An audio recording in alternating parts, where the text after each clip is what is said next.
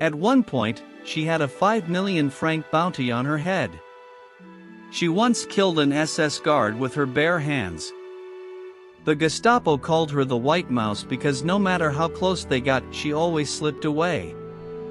This is the story of Nancy Wake, one of the most decorated women of World War II, and one of the deadliest thorns in Hitler's side. Born in New Zealand in 1912, raised in poverty in Australia.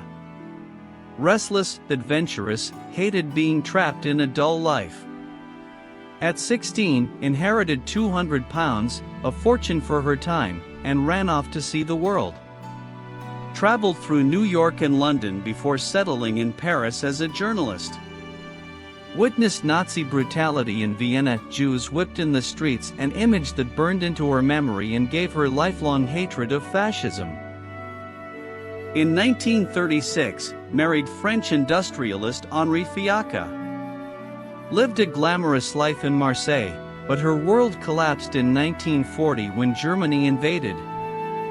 Refused to just wave men goodbye and knit balaclavas.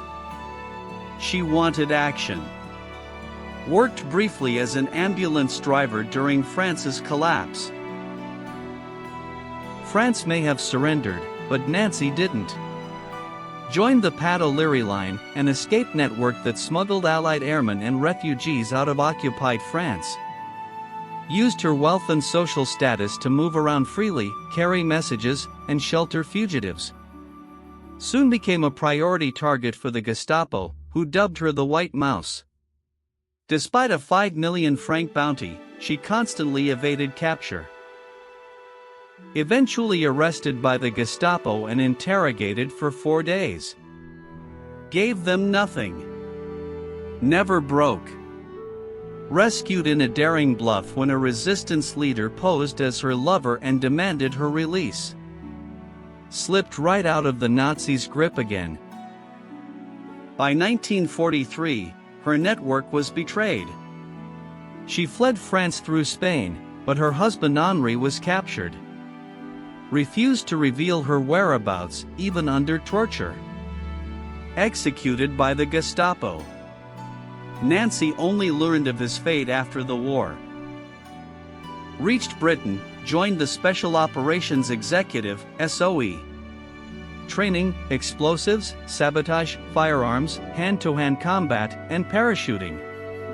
Known as energetic, rebellious, sometimes undisciplined, but brilliant under fire.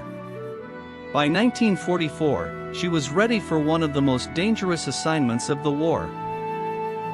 Parachuted into occupied France before D-Day, landing in a tree. A resistance fighter joked, "I hope all the trees in France bear such beautiful fruit this year." Nancy's reply, "Cut out the nonsense and get me down." Coordinated resistance fighters, organized weapons drops, and prepared sabotage missions for D-Day. Led raids against German positions, destroyed bridges, cut communication lines. Resistance grew bolder under her command, forcing Germans to divert troops away from Normandy. When her team's radio was destroyed, she biked nearly 500 kilometers in 72 hours to deliver new codes. A legendary feat of endurance and bravery. Took part in a massive raid of a Gestapo headquarters. 38 Germans killed, HQ destroyed. Personally strangled an SS guard with her bare hands to stop him raising the alarm. By now, Nancy was one of the most feared resistance leaders in all of France. Continued sabotage missions until France's liberation in late 1944. Decorated with the George Medal, UK, the Medal of Freedom, USA, and multiple French honors including the Croix de Guerre.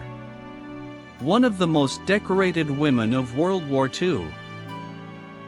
After the war, discovered the execution of her husband Henri. Later remarried a British RAF officer and lived in London, then Australia.